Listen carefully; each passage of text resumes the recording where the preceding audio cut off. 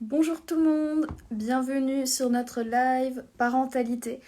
Un live un petit peu spécial puisqu'on va pas parler de pathologie directement, mais on va parler de la santé des parents, la santé mentale surtout essentiellement je pense, puisque notre invitée aujourd'hui c'est Héloïse Junier qui arrive. Elle est psychologue et je l'invite tout de suite dans notre live. Hop.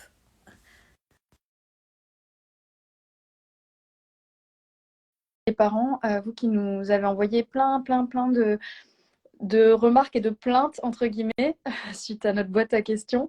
Bienvenue. Hello, Salut, alors, ça va? bonjour à tous, ouais, très bien, et toi? T'as eu le temps de te poser du coup? Ça va? C'est speed. Ouais, Alors attends. comme beaucoup de parents, et en fait, justement, l'idée de ce live et de ce sujet, c'est ce qu'on s'était dit par téléphone, Héloïse, c'est que, alors, toutes les deux, on est un peu dans l'injonction et on donne beaucoup de conseils. Ouais, Et vraiment, on ne sait pas les appliquer parce que c'est dur la vie de parent. Voilà, donc c'est je vrai. trouve que c'est bien d'aborder ce sujet-là ensemble. Et Et- est-ce que tu peux te présenter, s'il te plaît, pour ouais, les personnes sur mon compte qui ne te connaîtraient pas encore? ça marche. Alors du coup, je suis Héloïse Junier, je suis psychologue spécialiste du jeune enfant, enfin de l'enfant en développement et de la parentalité. Parce que quand on parle d'enfant, forcément on parle de parents, les deux sont très très liés. J'ai un doctorat en psychologie qui porte sur les émotions du jeune enfant, justement, c'est ma spécialité, le système émotionnel. Voilà, et je suis formatrice et conférencière. Et j'écris pas mal de livres pour les parents et pour les enfants aussi. Toujours les deux sont très indissociables. Et pour les professionnels également. Et le dernier date enfin, le dernier évoque le sommeil notamment. Oui, complètement, effectivement, parce que ça, c'est un vrai problème. Ouais, tout à fait. C'est tellement de difficulté pour les parents. Donc, voilà, Et puis, il faut savoir que la fatigue, ça démultiplie tout. Enfin, je pense que je vais rien vous apprendre à ce niveau-là, mais c'est vrai que voilà, on le sait, hein, les bébés qui viennent au monde amènent de la fatigue, hein, ça va package en général. Et donc les émotions, tout ça, quand on manque de sommeil, on est fatigué, mais voilà, ça sort. ça impacte tout, ça impacte le couple, la concentration, la productivité, la régulation des émotions, du comportement chez le parent. Enfin, ça, c'est vraiment une nuisance terrible, profonde, le manque de sommeil. Oui. C'est que Mais c'est un vrai enjeu. Ouais. ouais. Et la privation de sommeil, c'est comment on appelle ça? Euh, c'est des actes de torture. Ouais, c'est vrai, complètement. Ouais. Pas de débat, sujet, mais bon.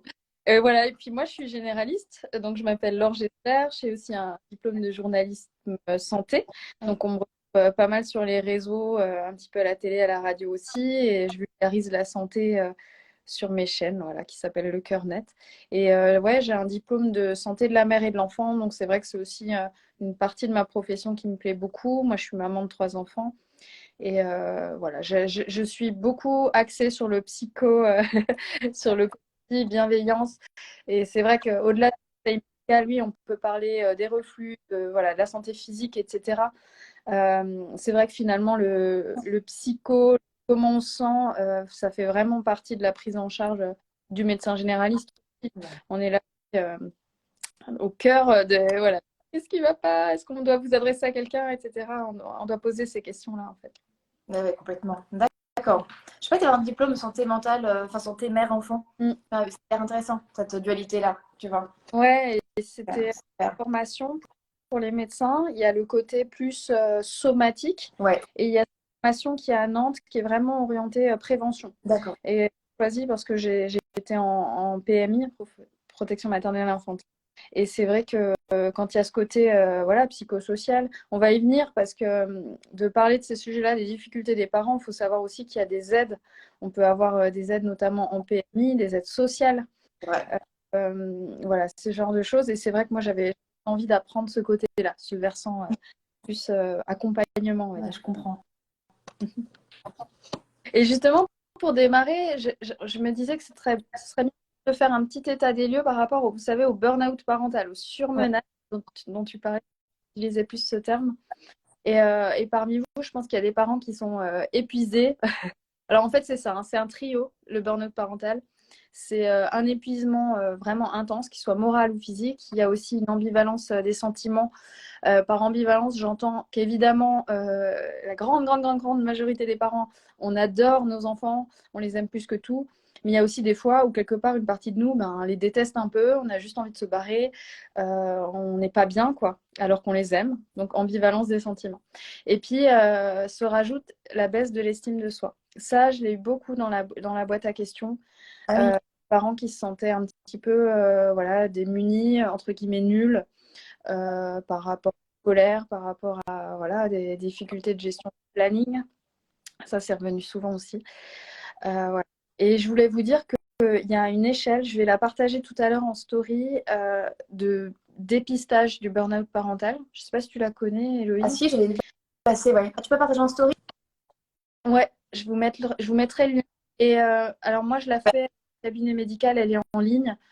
Euh, après, l'idéal, à mes yeux, hein, je trouve que c'est toujours mieux de la faire accompagnée d'un Ouais. professionnel, comme un regard extérieur sur les réponses, etc.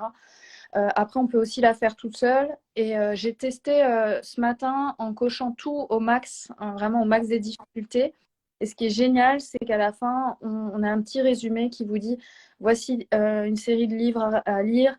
Là, pour le coup, comme j'avais tout coché, vraiment, il y avait parlez-en à un professionnel, etc. Ah oui, Euh, d'accord. que, euh, parce que clairement, le risque du burn-out parental, quand on est vraiment à bout, au cas vraiment extrême, c'est qu'il peut y avoir un danger pour soi-même et même pour le bébé parce que, enfin, ou l'enfant, parce qu'on on lâche, enfin voilà, on lâche tout, quoi. Voilà, donc je vous partagerai ça tout à l'heure, mais en attendant, on va peut-être démarrer. Est-ce que on peut aborder tout simplement la gestion des émotions? Alors, je voulais aborder ce truc-là. Beaucoup de parents me disaient, voilà, moi, ce qui est vraiment le plus dur, c'est de rester calme quand mon enfant crise. Ça, c'est vrai. C'est dur, hein, faut dire. C'est extrêmement dur. Et même quand on sait qu'il faut rester calme, on n'y arrive pas forcément en fait. Enfin, il y a un monde entre le raisonnement et l'émotionnel. C'est très dur. On se sent très vulnérable et très impuissant face à cette colère qu'on peut ressentir nous-mêmes. Ouais, tout à fait. Et Ouais, du c'est coup, là, de colère et puis parfois, ça met en exergue voilà, des sentiments qu'on peut avoir en plus, voilà, de solitude, de un peu de charge mentale, enfin, je sais pas, des choses qui peuvent arriver en fait. Voilà, ou d'injustice aussi. Donc, c'est les gestions des émotions de l'enfant, comme on dit, et puis aussi accueillir les nôtres, en fait, qui montent, qui montent, qui montent. Euh, en fait, le problème, mm. c'est même pas l'émotion. Enfin, tu sais, souvent, on parle, moi je fais des conférences sur les émotions de l'enfant en tant que tel. En fait, le problème, c'est pas l'émotion de l'enfant. L'émotion de l'enfant, elle est là, tu vois, enfin, elle s'offre à nous, enfin, elle est naturelle, elle est saine, elle est utile. Mais le problème, c'est notre émotion à nous qu'on n'arrive pas du tout à gérer. En fait, le problème, c'est pas l'enfant, pour moi, c'est vraiment l'adulte, c'est nous, en fait, notre propre dysrégulation de l'émotion qui parfois refait surface et va créer tellement de problématiques, voilà, des fois de violence ou voilà, complications sur le moment. Mais c'est vrai que c'est souvent notre problème à nous, en fait, qui est à régler et qui est extrêmement difficile. Et tu vois, Ouais, enfin, comme on dit souvent, mais le plus dur, je trouve, quand un enfant est en colère devant nous, le plus dur, c'est de rester calme. Et une fois que tu as fait ça, tu as fait 90% du job. Mais c'est vraiment très difficile. parce que le calme amène le calme aussi, hein. Bah, ouais, c'est ça. Puis en plus, c'est ce qu'il faut. Hein. Enfin, quand un enfant est en colère, il faut que tu restes toi-même calme, il faut que tu lui apprennes à réguler ton émotion. Mais Mm. quand toi, effectivement, tu ne la régules pas, comment tu fais? Il y a plein de parents qui se plaignent, moi, je trouve, qui viennent me voir et qui se plaignent que leur enfant ne régule pas ses émotions. Mais eux-mêmes, à 40 ans, 50 ans, ne régulent pas la leur, en fait. Et moi, je suis la première à mal la réguler. Donc, tu vois, franchement, le problème se situe d'abord au niveau de l'adulte. En toute humilité, on galère, mais voilà, on fait ce qu'on peut. Mais Et donc, nous, ouais. ça nous arrive, en tout cas, moi, des fois, je crie hein, beaucoup. Et voilà, on va travailler Ouais. là-dessus, mais faut vous dire que c'est pas, faut pas croire que c'est simple. C'est pas forcément simple. Et par contre, un truc aussi, c'est que par rapport au burn-out parental dont je parlais tout au début, les personnes les plus sujettes sont aussi des personnes qui arrivent justement pas trop à parler de leurs émotions, à pas toujours dire j'y arrive pas ou je me sens comme ci, je me sens comme ça. C'est important aussi de réussir à mettre le doigt sur les choses qui sont difficiles. Ouais, une forme d'auto-empathie envers soi-même et de compréhension de ce qu'on ressent, effectivement, ouais. Il y a aussi ce qu'on retrouve d'ailleurs dans les facteurs de risque du burn-out parental, c'est le degré de perfectionnisme. C'est que plus on est en tant que parent perfectionniste, et du coup, plus on se met un idéal de parentalité, mais des fois inaccessible, qu'on se le dise, et du coup, plus on se sent effectivement nul et démuni, comme tu disais tout à l'heure, et plus on est à risque aussi, du coup, de développer ce type de symptômes. Mais vraiment un monde entre ce qu'on veut être et ce qu'on est en réellement. Et toi et moi, on est tous les deux spécialistes dans notre domaine, et toutes les deux, on rate, on tâtonne, et on se plante, et voilà, et c'est OK en fait. Je pense que lâcher prise, c'est vraiment une facteur de protection, beaucoup des familles aujourd'hui. Carrément. Et dans l'auto-empathie, ce qu'il faut ajouter, c'est aussi réussir à voir les choses qui vont bien. Ouais, t'as raison. Perfectionnisme, par exemple, voilà, l'exemple des petits pots, c'est un bon exemple, je trouve, parce que des fois, voilà, l'enfant naît, ça y est, on va faire forcément des petits pots maison, et puis en fait, avec le temps, on n'y arrive pas, et on va donner des petits pots industriels. Des fois, on va mal le vivre parce que soi-disant, c'est un échec, alors qu'en fait, non. Et l'auto-empathie, c'est aussi de se dire, mais moi, voilà, mon enfant, il grandit bien, ces petits pots du commerce que j'ai choisis, ils me conviennent très bien, ils sont aussi bons pour la santé, ils sont faits pour les enfants, ça me va. Et mon enfant, il grandit bien et c'est ce qu'on veut en fait. On veut juste que l'enfant il reçoive de quoi grandir bien, donc beaucoup d'amour. Et puis le côté après, c'est du détail par exemple. Enfin, c'est un peu bizarre, hein. Nous, médicalement, on voit un enfant, ce qu'on veut, c'est qu'il prenne du poids et qu'il grandisse et qu'il soit épanoui cet enfant. Mais les petits pots, par exemple, c'est du détail, ouais. En fait, genre, pour revenir sur ce que je dis, tu vois, avec les parents, j'aime bien faire la distinction entre ce qui est pas idéal et c'est pas grave. Tu vois, par exemple, ne pas les petits pots, ne faire des petits pots, enfin, proposer des petits pots, c'est pas idéal peut-être, mais c'est pas grave. Tu vois, crier sur son enfant de temps en temps parce qu'on perd les pédales, c'est pas idéal, mais c'est pas grave. Tu vois, il faut vraiment faire la distinction entre les deux en fait. Et je trouve, même par rapport à la tétine, enfin, la tétine, on en parle beaucoup, il y a beaucoup de recherches sur la question, on voit que c'est pas idéal, la tétine, c'est clair. Mais c'est pas grave pour autant. Tu vois ce que je veux dire? Et c'est qu'il faut faire après cette nuance-là aux familles aussi pour qu'elles souffrent. Elles n'arriveront jamais à tout faire. Il y a trop de conseils possibles. Enfin, c'est vrai qu'autant en médecine qu'en psycho, je veux dire, en tant que parent, on a énormément de conseils. On sait ce qu'il faudrait faire idéalement. Voilà. Et si on ne fait pas, c'est pas non plus la fin du monde, quoi. On peut se détendre. Et c'est pour ça que des comptes de vulgarisation, c'est important. Bah, je prêche un peu pour mon truc, mais typiquement la tétine, qu'est-ce qui serait grave, entre guillemets? Ce qui serait grave, ce serait un bébé qui devienne enfant avec sa tétine, qui parle avec et qui la garde en bouche toute la journée voilà, en parlant tout en ayant la tétine en bouche. Il pourrait avoir des mouvements des dents, il pourrait avoir un chuintement au niveau du langage. Ça, Ouais. c'est et encore grave, tout est relatif hein, dans le grave, hein. Je mesure un Ouais. peu ce que Il y a des degrés aussi de gravité, en fait. Ouais. ça. Donc, on va dire, là, ce serait très embêtant. Mais un enfant qui a une tétine, qui grandit, avec sa croissance, il comprend aussi plein de choses. Donc, la tétine, elle reste au lit, on l'emmène pas à l'école. Quand tu parles, tu retires ta tétine. Ou alors, par exemple, moi, je vois avec mes enfants, ils ont eu des tétines. Je leur autorisais quand ils avaient un temps calme sur le canapé ou alors dans leur lit. Et puis après, ça restait dans les chambres. C'était un Ouais, cadre c'est cadré.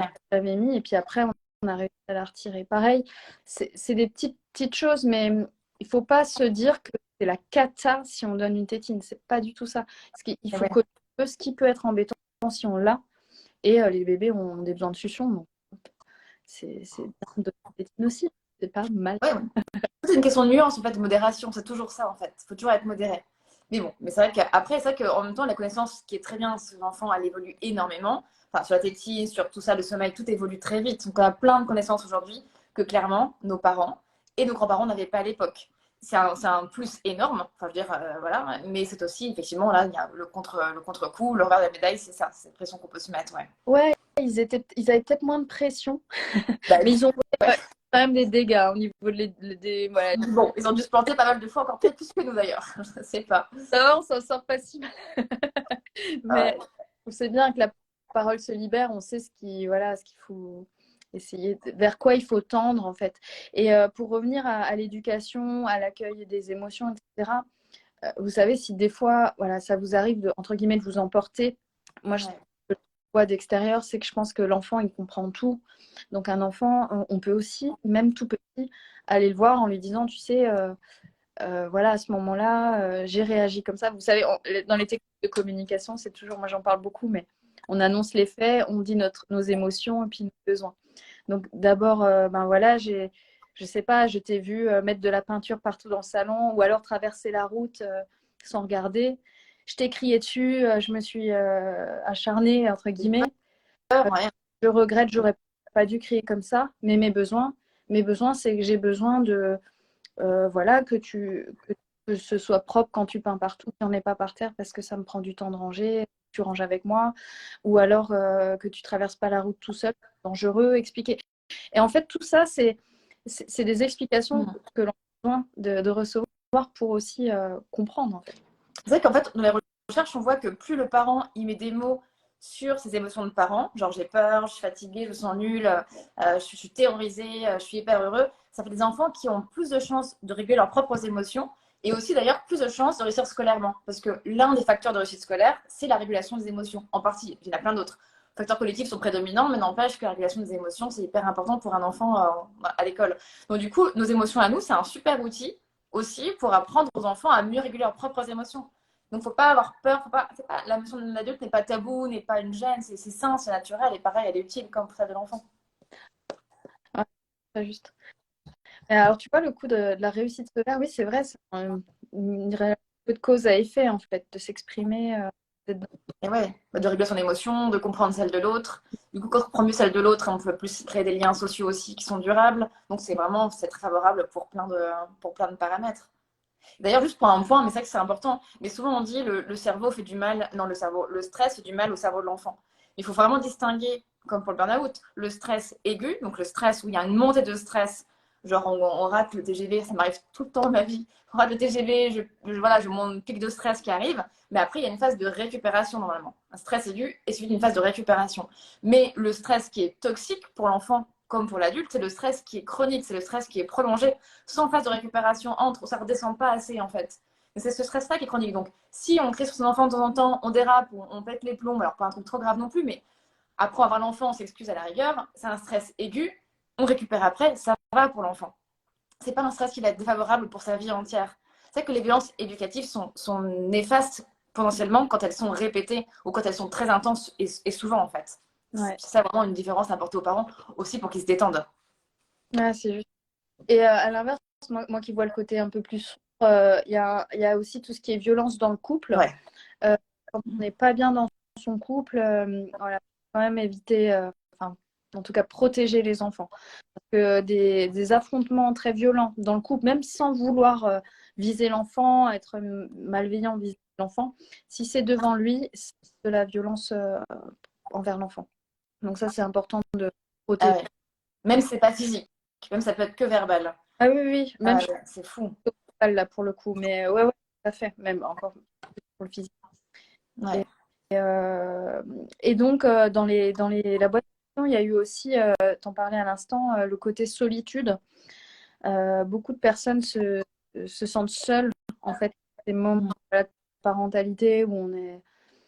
Bon, il y a toujours ces histoires aussi de charge mentale, mais je pense qu'on est quand même dans un monde où il y a beaucoup de connexions et malgré tout, beaucoup de solitude. Les gens sont chez soi.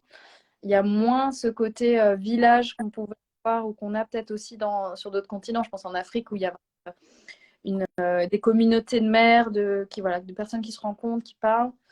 Et voilà, alors je sais pas si toi tu vois tu rencontres des personnes à qui tu parles de ça, de cette solitude-là. Mais généralement, ce que je remarque, c'est que justement, on a plus la communauté physique, on n'a pas la belle-mère, quoique des fois, tant mieux, hein, la grand-mère, tout ça qui tourne autour de la mère ou du parent. On est très isolé, mais donc c'est un peu les réseaux sociaux en fait qui recréent la communauté autour des parents. Et je vois tous les groupes de parents qu'on voit fleurir sur Internet. Enfin, nos communautés, à nous, c'est ouvert, donc c'est encore différent, mais les groupes de parents, enfin, moi, je vois les groupes de mamans de Bordeaux, groupes de mamans d'Avignon, je ne sais quoi, on recrée une communauté autour du parent. On a un besoin vital quand on est face à un jeune enfant en développement, très vulnérable et très immature, de retrouver les siens et de recréer une communauté humaine en fait. Même si on y perd. Effectivement, quand c'est virtuel, on y perd. Parce qu'il y a beaucoup d'attaques. Mais néanmoins, c'est sain, c'est humain. Ouais, ouais. C'est ça. Et je trouve que pour le coup, vous savez, les groupes de suivi par les sages-femmes quand on est enceinte, ça crée quand même aussi déjà du lien. Des fois, Ouais. voilà, il y a des groupes de portage où on peut faire des petites activités aussi autour de ça. Et je trouve que c'est important d'y aller. Au-delà de la prépa à l'accouchement qui est déjà importante, il y a vraiment cette idée de vivre ces mêmes choses ensemble. Pour rompre l'isolement, ouais, il y a aussi, je reviens à la PMI. Souvent, Ouais. il y a des qui se font. Moi, je sais que j'animais avec un collègue infirmier.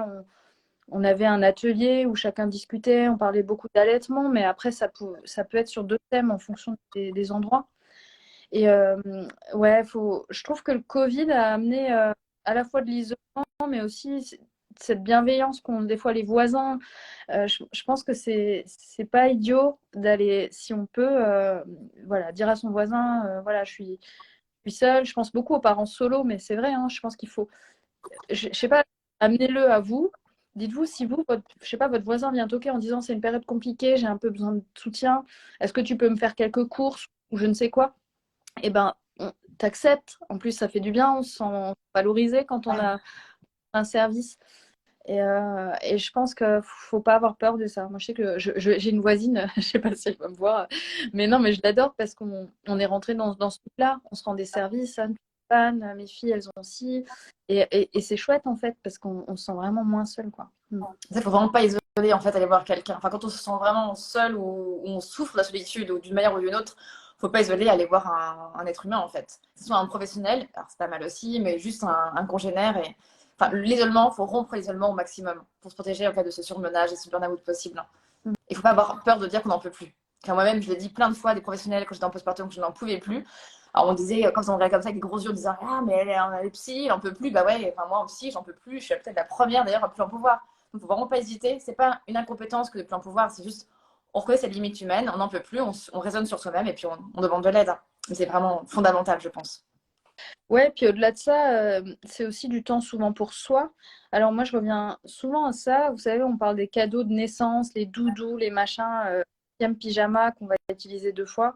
Euh, Ouais. si on peut offrir à l'autre, voilà, du temps, être là pour son enfant ou faire une cagnotte babysitting, c'est vraiment bien parce que ça amène du temps pour aller faire quelque chose qu'on aime. Ne serait-ce que des fois, c'est juste aller, je sais pas, au ciné. Enfin, voilà, alors là, on a au moins la solitude si on va tout seul au ciné, j'avoue. Mais, mais il y a cette idée de prendre du temps pour soi et d'être quand même en phase avec soi-même, en fait, ce qu'on aime, ce qui est important pour soi-même. Et du coup, ça, ce qui est dur, je trouve, c'est de trouver l'équilibre. Mais vraiment, c'est quelque chose de dur. J'avais peut-être pas encore trouvé moi-même, mais l'équilibre entre les besoins de ton enfant, enfin les besoins de tes enfants, et tes besoins à toi. Tu vois, souvent, et moi la première, je me plie en quatre pour mes enfants, mais comme beaucoup font. Et du coup, on met nos besoins de côté, et à bout d'un moment, ça tire, on n'est pas bien, on n'est pas dans une forme de bien-être parental. Donc du coup, trouver cet équilibre entre les besoins de ton enfant, tes besoins à toi, pour que chacun se sente bien dans la cellule familiale, c'est franchement difficile à trouver. Et c'est pas intuitif, en fait, contrairement à ce qu'on pourrait penser. Intuitif, fait ça pareil. Bon, on arrive au troisième point, la gestion du temps, quoi, la gestion du boulot, des contraintes. On se plie en quatre, mais tu l'as bien dit en fait, voilà, on peut bien faire, mais en même temps, en étant crevé, peut-être des fois en étant un peu, quand je dis on, je m'inclus, hein, euh, en n'étant pas dans le moment. Et ça, c'est aussi un tort en fait, parce que des fois, on va, je sais pas, même, je sais pas comment dire, même faire les devoirs ou accompagner son enfant à une activité, mais sans même se soucier vraiment de comment ça se passe. Et c'est dur, ouais, c'est dur. Ouais, ça, ça se demande d'anticiper, en fait, d'être organisé. Et des fois, on le fait de manière hyper improvisée ou un petit peu automatique, en fait. Ouais. Mais c'est vrai que c'est très complexe, ouais. Et on pense aussi, je pense, beaucoup de parents, mais pareil, moi la première, je m'inclus dedans, mais que plus on passe de temps avec notre enfant, genre plus on est un bon parent, tu vois. Genre moi, je fais tout pour acheter mes filles à 16h30 à l'école tout le temps. Donc voilà, c'est pas la garderie, je me dis, c'est nul la garderie pour les enfants. Mais en fait, c'est pas ça la bonne parentalité. Je pense que la parentalité, enfin, faut différencier le temps passé avec l'enfant de la qualité du temps passé avec ton enfant. Et souvent, il y a une confusion entre le temps et la quantité de la qualité. Et je pense qu'on pourrait aussi gagner un petit peu de pertinence là-dessus aussi. Et vraiment, moi, la première, c'est les questions qu'on devrait se poser en tant que parents. Genre, est-ce que le temps qu'on passe avec nos enfants, s'il s'allonge beaucoup parce qu'on veut qu'il soit très long, est-ce qu'il est vraiment qualitatif? Est-ce que s'il était un peu moins long, mais très qualitatif, c'est peut-être pas mieux en fait? Est-ce que tout le monde serait peut-être gagnant? Je ne sais pas. Tu vois Ouais, ce que je veux dire? tout à fait juste. Récupérer son gamin à 16h et puis en fait rentrer à la maison parce entre guillemets, on a convenu cet horaire-là et puis être sur son portable pendant qu'il est je me dis, ben oui, il sera toujours mieux en train de jouer à l'extérieur avec des petits copains de son âge. Oui, je comprends. Probablement, ouais. Après, il y a ça et puis reconnaître, c'est ça qui est délicat, c'est que on a aussi une éducation, on a la société aussi qui nous inculque beaucoup. de choses. Ce qui est bien pour l'un n'est pas aussi bien pour l'autre. Donc, c'est pas de trouver. Après, moi, par exemple, comme j'en ai 3, je suis maman de famille nombreuse, et que j'ai un planning chargé, chargé, chargé, c'est vrai que j'avoue que je fonctionne avec des agendas. Et alors, ça peut ne pas convenir à tout le monde, mais c'est quelque chose qui, moi, me convient parce que je sais que dans mon fonctionnement, ce qui me fait du bien et ce qui fait du bien à mes enfants, j'ai l'impression en tout cas, c'est d'avoir du temps avec l'un d'eux individuel. Donc, ça multiplie encore la difficulté. C'est clair. Mais du coup, j'essaye de progresser comme ça. Et c'est pas facile, hein. Vraiment, je ne dis pas que c'est simple et je ne vous dis pas que c'est un temps qui est long. Mais par contre, des fois, ça peut être juste une petite sortie à vélo, le petit moment où on fait le trajet ensemble à pied plutôt qu'en voiture.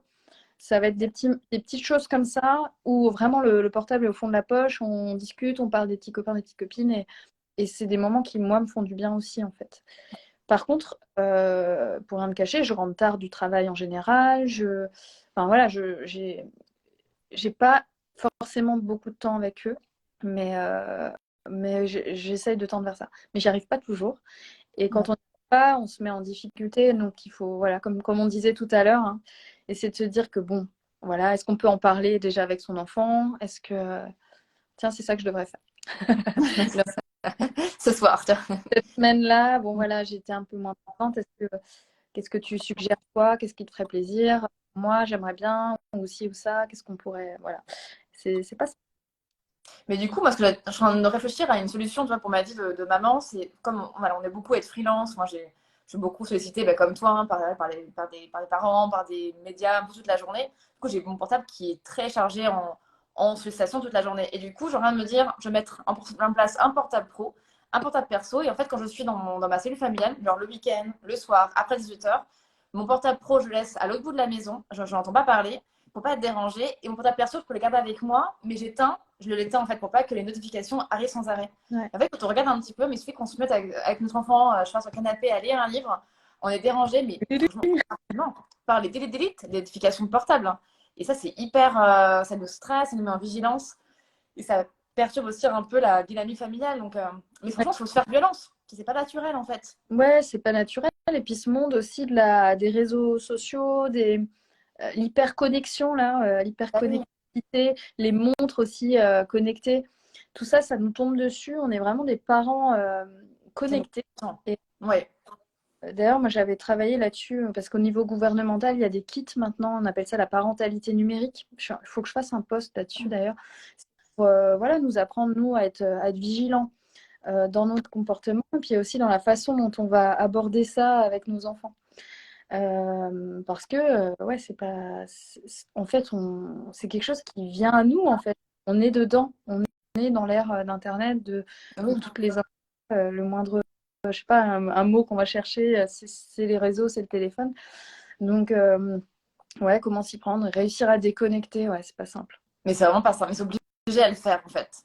Se cadrer sur ce plan-là, je pense. Pour être vraiment connecté à nos enfants quand on est avec nos enfants. Je dis ça, Ouais. mais moi, le même, je le fais pas tout le temps. Hein, mais c'est ce que j'essaie de faire. C'est mon 2023-24 nouveau mois. Ou alors se connecter ensemble.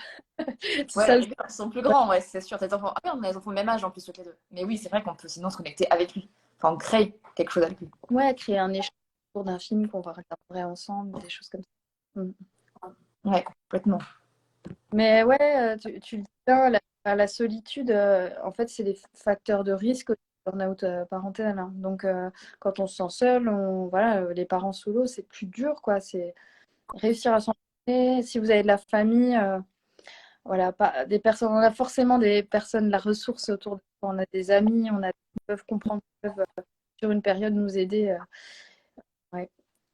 Et après, dans les autres facteurs de risque, le burn-out, il y a les personnes qui n'arriveraient pas à mettre trop de limites, voilà, qui seraient un peu avalées, entre guillemets, par leurs enfants. Alors, c'est ça qui est dur aussi, c'est de Mmh. cadre, voilà, de cadrer, parce que le cadre, j'imagine, ça rassure.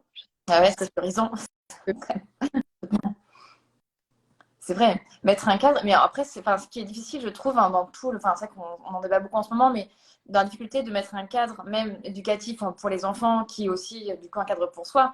En fait, on sait qu'un cadre est nécessaire, mais souvent, les parents, je remarque ça, moi, pour des parents que je fréquente, n'arrivent pas à l'appliquer, le cadre, sans violenter l'enfant. Enfin, tu vois, en fait, le cadre, on sait que c'est nécessaire, mais à l'époque, nos parents ou grands-parents, alors,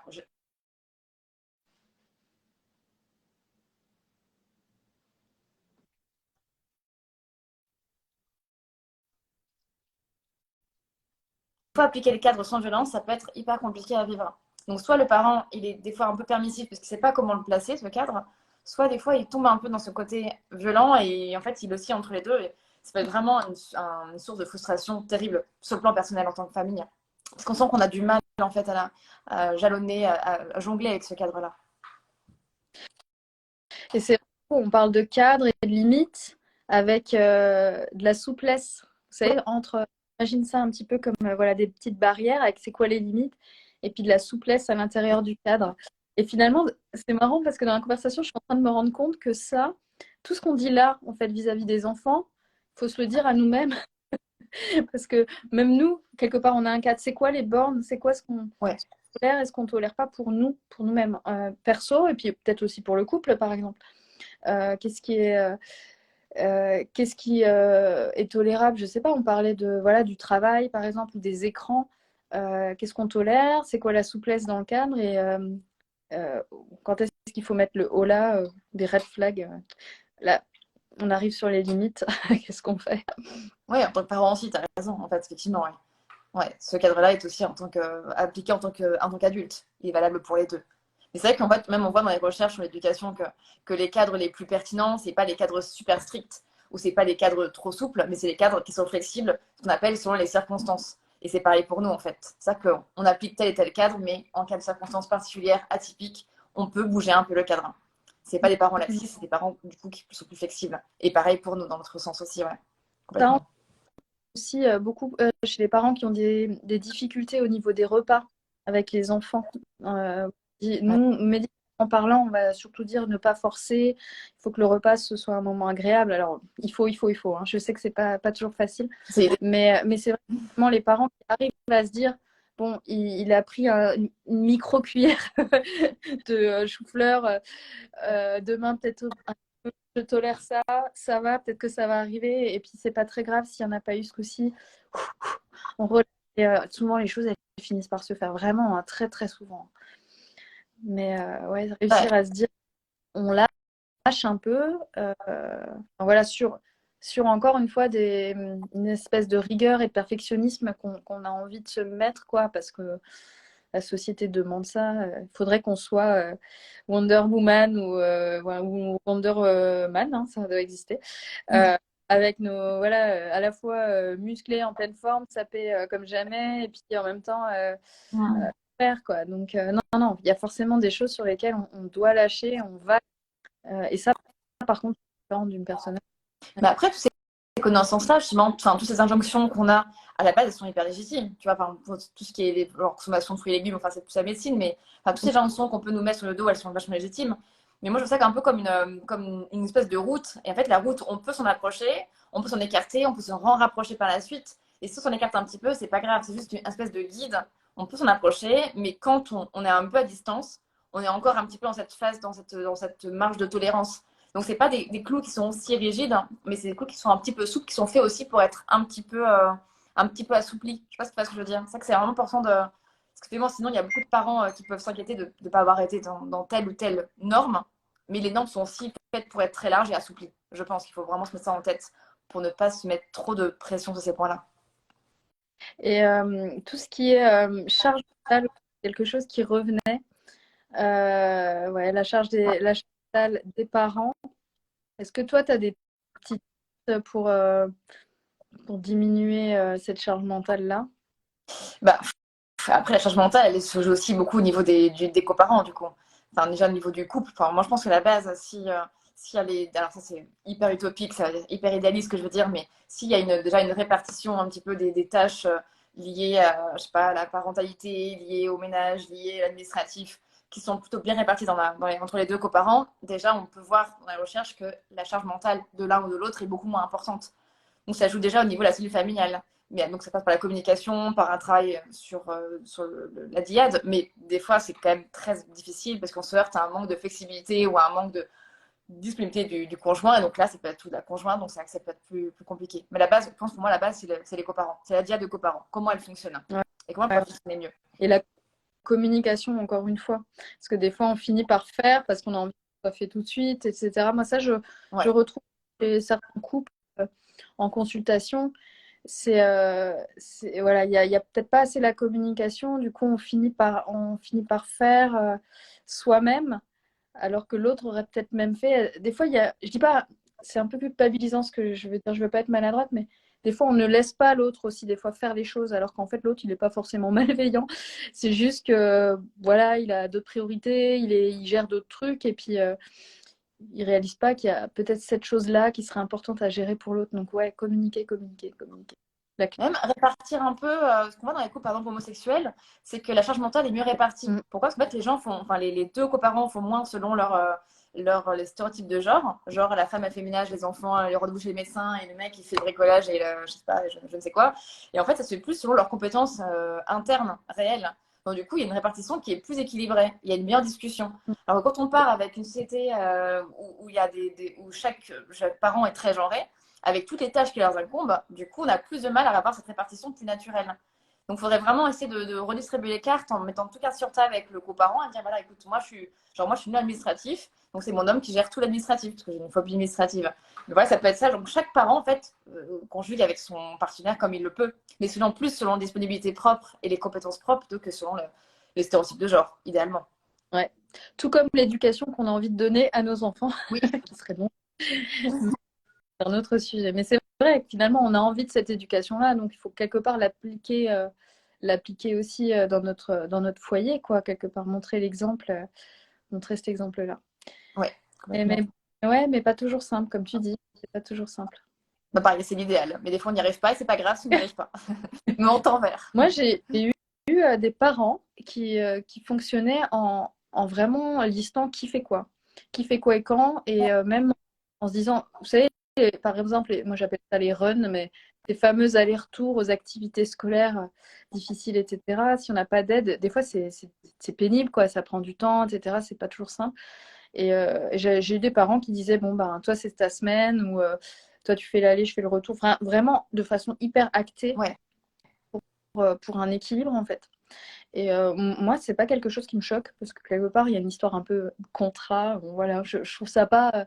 Si ça peut convenir aux personnes, je pense qu'il ouais, il faut peut-être faire un truc un peu comme ça. On se sent, ça légitimise, ça rend le truc plus officiel. Je trouve que c'est pas mal. Ouais, officiel, c'est ça en fait. Faut qu'officiellement on en parle et on répartisse tout ça, mais de manière très claire en fait, organisée. Ouais. Pas de manière improvisée, parce que souvent, sinon, il y en a toujours un des deux qui est déficitaire. Ouais. J'ai l'impression. Ouais. J'ai aussi pas mal de. Alors, j'ai pris vraiment les idées principales, mais les personnes qui doutent. Alors, il y a beaucoup de personnes qui disaient moi, je me pose 1000 questions, je ne sais pas comment m'y prendre, je pense puis finalement, je change d'avis. Voilà, peut-être, est-ce que. Voilà, il y a un truc à faire au niveau de la confiance en soi, peut-être des jeunes parents. Oui, madame, on a un peu parlé au téléphone toutes les deux pour préparer le live. Enfin, tu disais qu'on fait quelque chose qu'on ne fait pas assez, enfin qu'on devrait faire quelque chose qu'on ne fait pas assez. D'ailleurs, je ne fais pas du tout. C'est aussi se complémenter. Tu sais, faire du renforcement positif envers soi-même. Genre, tu mets l'accent sur les trucs que tu fais vachement bien au quotidien, mais comme tu devrais le faire pour ton enfant normalement. Alors, pour un enfant, on va plus avoir tendance à le faire, quoique pas toujours. Hein, c'est pas forcément culturellement quelque chose qu'on va faire naturellement. Mais pour nous-mêmes, on a plus de mal à le faire, tu vois. Donc, c'est vrai qu'effectivement, cet auto-compliment ou alors cet auto-renforcement positif, elle est vachement intéressante chez un parent, ne serait-ce pour qu'il voit ce qu'il fait de bien et qu'il arrête de mettre le focus sur ce qu'il rate, en fait, sur ce qu'il foire au quotidien. C'est clair, c'est clair. D'ailleurs, pour la confiance en soi, il y a des petites choses, c'est tout bête, hein, c'est genre avant de se coucher, moi, des fois, je dis aux enfants, voilà, tu repenses à des petits moments où tu as été bien dans la journée, par exemple, tu as fait rire un tel, ou tu as rendu service à machin, ou des petits actes gratuits qui vont faire qu'on se sent bien.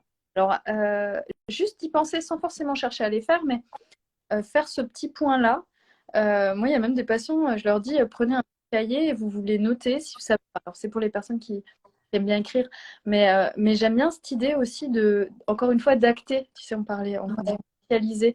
Parce que des fois, on fait les choses, on les voit même pas, en fait. Enfin, je sais pas, on va avoir un comportement, tout est normal aujourd'hui. De toute façon, tout est souvent normal. On dit que les choses sont normales. En fait, non, c'est pas forcément normal. C'est une façon d'être et puis de se dire, voilà, avec beaucoup de souplesse, encore une fois, que voilà, ce qu'on a fait, c'est quand même pas mal, sachant que, etc. On peut le faire pour nous aussi, ça, du coup. Le parent pourrait le faire pour lui, Ouais, tu vois, en fin de journée. ouais, Mettre en sur ce qu'il a fait de bien avec ses enfants, par exemple. ouais, Pour augmenter ce sentiment de compétence parentale. ouais, moi, carrément. Je trouve que c'est pas.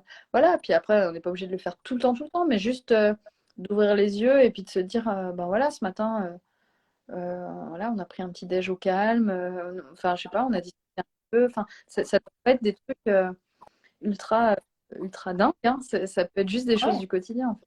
Alors, d'ailleurs, j'avais vu, c'est marrant, ça est marqué dans les recherches, on voit que les parents, justement, d'enfants ou de bébés qui sont dits hautement réactifs, tu vois, qui ont un cerveau qui est plus sensible au stress, donc ils vont plus souvent crier, moins souvent sourire, plus souvent genre avoir plus de problèmes de sommeil ou de rendormissement la nuit. Ces Mm. parents-là ont généralement, alors c'est en statistique, hein, mais un sentiment de compétence parentale qui est moins important que les parents qui ont des enfants qu'on dit faiblement réactifs. Donc déjà, quand tu as un enfant, enfin, selon le tempérament de ton enfant, tu vas pas avoir forcément le même sentiment de compétence parentale. Parce qu'avoir un bébé genre qui sourit souvent, eh ben, c'est plus gratifiant qu'avoir un bébé qui pleure tout le temps. Et c'est bête, mais du coup, ça peut vraiment impacter en fait ton sentiment de compétence parentale. Et augmenter aussi le risque de burn-out si tu as vraiment un bébé qui est hautement réactif et qui va pleurer vraiment beaucoup plus que la moyenne. Donc il y a ça aussi qui va influer en fait sur ton état de bien-être en tant que parent. Et au-delà de ça, on parlait d'émotion, mais je veux dire, c'est pas non plus déconnant de dire à son enfant, voilà, ce qui va bien, ce qu'on trouve beau, qu'on le trouve comme ci ou comme ça. Aussi, ça renforce son image de lui-même, il va aussi aller un petit peu mieux. Et puis en allant un peu mieux, ben, peut-être qu'il y a aussi ces réactions en chaîne, hein, aussi, Ah ouais, complètement. Ouais. baliser à son enfant. Je pense que c'est important. C'est vrai. En tout cas, mettre l'accent sur le positif, ça c'est vraiment quelque chose qui a été vraiment complètement éprouvé. Et même si on veut par exemple que l'enfant fasse plus et plus ce comportement-là que celui-ci, au lieu de punir le comportement qui ne va pas, on va plus renforcer vraiment de manière positive, par l'attention, par les mots, le comportement qu'on voudrait qu'il adopte plus souvent. Et là, Ouais, dans la recherche, on voit que ça augmente la fréquence du coup des bons comportements, entre guillemets. ouais. Donc c'est vrai que c'est une base pour tout en fait, pour nous comme pour l'enfant. Et c'est comme quand on tourne nos phrases, en fait, essayer de les tourner de façon positive. Plutôt que de dire je veux pas des cris, on va dire je voudrais du calme. Ouais, ça marche mieux. Non, mais c'est vrai, parce que la négativité chez les petits, donc il faut ouais, réussir à être dans ce truc positif, quoi. Ouais. Si Même pour les adultes, du coup, pour tout le monde. Et Ouais. comme dernière remarque, il y avait cette histoire de patience. Alors, Ça, c'est un vrai mot. comment pas péter un plomb? Voilà, c'est vrai que là, il y a la patience. Il y avait le rapport, par exemple, aux devoirs, les pleurs des bébés. Il y a eu ouais, ouais, beaucoup de remarques. Et encore une fois, liées au sommeil, souvent. Quand Ouais. on sommeille, on perd patience. Et ça va avec, hein, c'est le paquet. Qui est, je sais pas, est-ce que tu conseilles aussi un peu ce truc un peu de défouloir qu'on peut entendre parfois, le côté, je sais pas, sac de frappe, un moment où aller courir un coup, ou est-ce que ça, tu le conseilles vivement, ou alors tu demandes un peu de gestuer ses émotions aussi encore, on revient à ça. Ah oui, en fait, sur le moment, en fait, après, il y a sur le moment et à côté. C'est-à-dire qu'effectivement, genre, imaginons, tu as une journée de travail qui est, alors c'est le cas, hein, enfin, beaucoup de gens ont une journée de travail qui peut être source de stress, source de tension. Et en fait, en fin de journée, on va avoir un espèce de sac de tension accumulé dans notre corps, dans notre cerveau, qui va faire qu'on va être beaucoup plus vulnérable à la colère soi-même, ou à péter les plombs, ou à perdre patience. Donc, du coup, effectivement, ce qui est pas mal, c'est de scinder. Alors, ça, c'est l'idéal. Je fais pas, mais c'est ce qu'il faudrait faire, hein. Mais genre, c'est scinder sa journée en deux. Une fois que tu quittes ta journée de travail avec toutes les stimulations qui sont liées à ta journée de travail, tu prends un temps pour te décharger, pour te faire du bien, pour te reposer d'une manière ou d'une autre, comme tu veux. Ça peut être la méditation, ça peut être la relaxation, ça peut être courir, c'est ce que tu veux, pleurer, je ne sais pas. Et après, tu réentames la soirée avec beaucoup plus de self-control, sachant que tu seras vraiment plus disposé à te réguler sur tes émotions. Mais après, sur le moment, imaginons qu'on n'a pas réussi à faire ce temps de décharge qui serait pourtant tellement favorable à tout le monde. pour être mieux que nos enfants le soir, ce qu'on peut faire, c'est que et ça c'est souvent en famille, imaginons qu'elles ont un bébé dans les bras qui pleure par exemple, ou imaginons qu'elles ont je sais pas, un enfant de 6 ans qui se met en colère devant soi, ça m'est arrivé encore hier soir avec ma fille de 6 ans, et ben en fait, le moment, avant que le parent avant que le parent se mette à péter les plombs, ce qui est intéressant, c'est qu'il sente d'abord, qu'il soit capable de sentir son moment, que son émotion monte, donc identifier sa propre émotion, déjà en tant que parent, c'est-à-dire que la colère arrive, et surtout identifier tous les symptômes physiologiques qui sont liés à l'émergence de l'émotion. Genre là, je sens mon cœur qui va plus vite, je commence à avoir chaud, je commence à être plus impulsif, je commence à je sais pas, ma poitrine qui s'oppresse. Et en fait, plus on est conscient, presque pleinement conscient de son émotion qui émerge, plus elle va être régulée et mieux on va pouvoir la maîtriser par la suite. Donc ça, c'est intéressant de pouvoir faire vraiment un travail sur soi à ce moment-là, en fait, ce qui coupe un petit peu ce qu'on disait au début du live d'ailleurs, sur l'autocontrôle. Hein. Ouais, l'autocontrôle et je rajouterais le travail. Alors, je trouve que des enfants, souvent, ça aide un peu à ce côté développement personnel, savoir ce dont on a besoin tout simplement. Chose je trouve, un peu moins quand on est plus jeune. En tout cas, moi, c'était mon cas. Euh, voilà, de quoi j'ai besoin, en fait. Et je trouve que c'est déjà la question. Et ça permet, là, voilà, l'année spontanée, mais j'aime bien cette idée aussi de se dire, allez, bonne résolution. Je pense déjà à moi, parce que pour que la famille aille bien, il faut que de toute façon, aille bien. Ça fait partie des bases. On fait du masque à oxygène dans l'avion, c'est un peu important, mais on se le met d'abord à soi avant de pouvoir le mettre à tout. Il y a cette idée, voilà, moi je sais que par exemple, je suis quelqu'un de très de nature, ouais, certainement un peu anxieuse aussi. Je sais que le sport m'aide. Et avant, j'avais mis ça de côté parce que j'avais pas le temps. Et ça fait partie de mes bonnes résolutions là de janvier. Je me suis dit, non, je vais essayer de dégager un sport parce que c'est un temps pour moi, ça prend du temps. Mais c'est sûr que ça m'aide en fait. Une fois que c'est fini, je me sens bien mieux. Alors ça peut pas convenir à tout le monde, c'est sûr, mais qu'est-ce qui nous fait du bien, quoi? Est-ce que c'est sa meilleure copine? Peut-être s'acheter des magasins, même se faire les ongles, se sentir jolie, prendre un bain. Les femmes, moi, que je vois, qui sont jeunes mamans, elles me disent, je fais tout pour mes enfants, ils vont bien, ils sont en forme et tout. Et puis quand je leur dis, et vous, et puis elles s'écroulent parce qu'en fait, elles ont ça. Alors des fois, on travaille, vous savez, sur ce petit moment, souvent, les femmes qui allaitent, elles donnent le sein et elles ont un petit temps le matin, en général, il doit être une heure et demie, petit temps, hein, où le bébé se rendort. Et des fois, ce temps-là, voilà, on y travaille un peu parce que je leur dis, bah, tiens, ça pourrait être un temps justement que soit vous arrivez à vous rendormir, c'est encore mieux.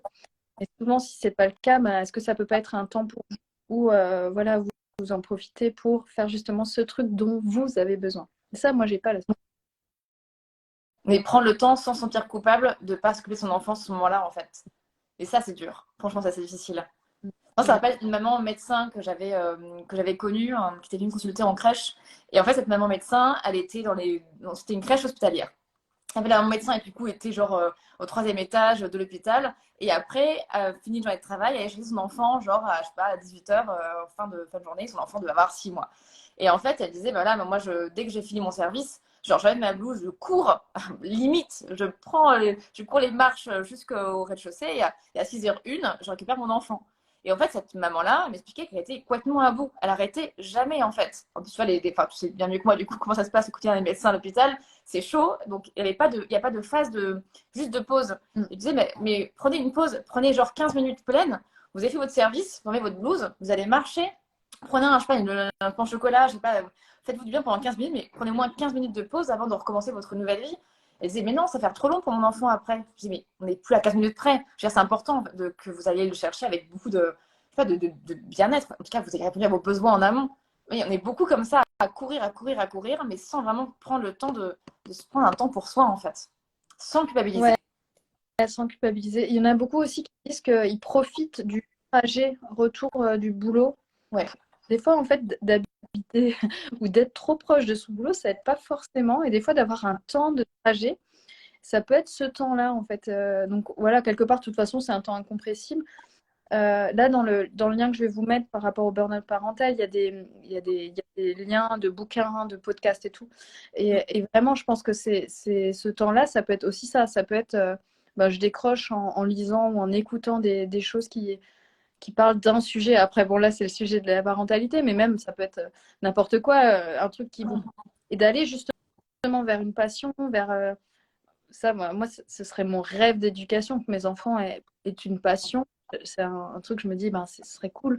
Mais je pense que les parents, c'est pareil, parce que quand on a souvent quelque chose qui nous passionne, un art ou un sport, n'importe, on va vite décrocher, on va savoir vers quoi aller pour justement penser à soi. Ouais, complètement. Mais pas facile, pas si Mais facile. franchement, pas facile. Ça, c'est l'idéal. C'est dur d'y arriver. Mais on peut tendre vers, du moins, Ouais, tendre vers. pour le bien. Mais je trouve, à notre âge, je trouve que si maintenant on arrive un peu à se dire, mais c'est quoi qui me plaît vraiment? Est-ce que c'est la musique? Est-ce que j'adore, je sais pas, dessiner, peindre?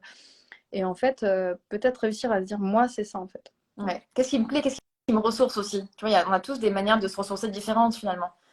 Mais oui, effectivement, il faut apprendre à mieux se connaître, finalement, Ouais. je pense. C'est une priorité en tant que parent. Il y a un podcast, moi, que j'ai beaucoup écouté qui s'appelle Chant de vie. Je sais pas si tu connais. Ah non, je ne connais pas du tout. Et je m'excuse, je ne connais plus l'autrice, pourtant elle est très connue. J'ai plus le nom. Mais j'aime bien parce qu'il y a vraiment. En plus, elle va mettre des sujets très clairs, quoi. Savoir dire non, enfin, des choses comme ça. Et je trouve que ça tend vraiment vers ouais, un petit épanouissement, ouais, développement aussi pour se trouver soi, pour Ouais. pouvoir être à l'aise et bien dans ses pompes. Alors, c'est pas que c'est parentalité pour moi, mais j'aime bien cette idée aussi, cette idée-là, de se dire, ah, si moi je suis bien, bah derrière, voilà, quelque part, je tiens aussi le navire, hein, les parents, on est là, voilà, on porte beaucoup. Donc, si je suis bien dans mon corps, dans ma tête, en général, des fois, ça suit aussi au niveau de la fête. Ouais, complètement. Tout à fait. Ça met épanouissement. Est-ce que tu aurais d'autres choses à ajouter, Louise, pour ce petit live parents? Bah, je dirais, peut-être pour conclure tout ce qu'on a dit, c'est vraiment prenez soin de vous en tant que parent, lâchez prise et renoncez vraiment dès maintenant à être le parent que vous voulez être. Vous n'y arriverez pas, vous allez vous planter, c'est normal, moi aussi. Et du coup, mais tendez vers l'idéal. Et surtout, et c'est ce que j'aime bien conclure toutes mes interventions par cette idée, imaginez le parent que vous auriez aimé avoir pour votre enfant, enfin pour vous quand vous étiez enfant, il y a 30 ou 40 ans, donc quand vous étiez un être vulnérable, un être dépendant, un être impressionnable. Et généralement, quand on se pose la question, mais de comment je peux réagir avec mon enfant quand c'est comme ça, comment j'aurais dû réagir, demandez-vous comment ces parents que vous auriez aimé avoir auraient pu réagir. Et non pas, ne faites pas ce qu'il aurait fait, parce qu'on ne peut pas le faire toujours parfaitement, mais tendez vers ça au quotidien. Et puis, tout en disant qu'il y a une marge de manœuvre d'erreur, et puis que notre enfant grandira quand même, s'épanouira globalement bien si on est globalement bien le plus souvent du temps avec lui. Je trouve cette conclusion parfaite. Je n'ai pas de mots à ajouter. C'est vrai. Non, c'est vrai. Je pense que tu as tout bien réussi. Et... En tout cas, ce live va être en replay. N'hésitez pas. C'est des questions. Veille vraiment à y répondre, à donner ce regard extérieur. Et d'ailleurs, c'est souvent, vous savez, dans les burn-out parentaux, tout ça, le diagnostic est rarement fait par les parents. C'est souvent une bonne copine ou voilà, le soignant qui va dire là, mais en fait, il y a un truc qui ne va pas. Donc, ouais, si vous avez besoin d'un regard extérieur, consulter. Si vous connaissez un psycho, allez le voir, votre médecin G ou votre sage-femme, si vous avez encore une sage-femme, etc. C'est important et ça concerne beaucoup, beaucoup de monde. Il ne faut pas vous dire du tout. Alors, on parlait de solitude, mais vraiment, si on en parle, si on en fait tout un sujet, c'est qu'on est confronté à ça régulièrement. Donc, encore une fois, peut-être culpabiliser et se dire que c'est vraiment assez commun et habituel pour nous. Tout à fait. Bah, merci beaucoup, Héloïse. Bah, merci à toi. Alors. À bientôt, tout le monde. Vous étiez nombreux et bah, n'hésitez pas. On pourra un live quand tu veux, d'ailleurs, sur un sujet de parentalité avec plaisir. Ça marche, avec bon plaisir. Bon appétit à tous, du coup. Bon après-midi à tous. Et à bientôt. Salut Laure. Merci, pareillement. Ciao.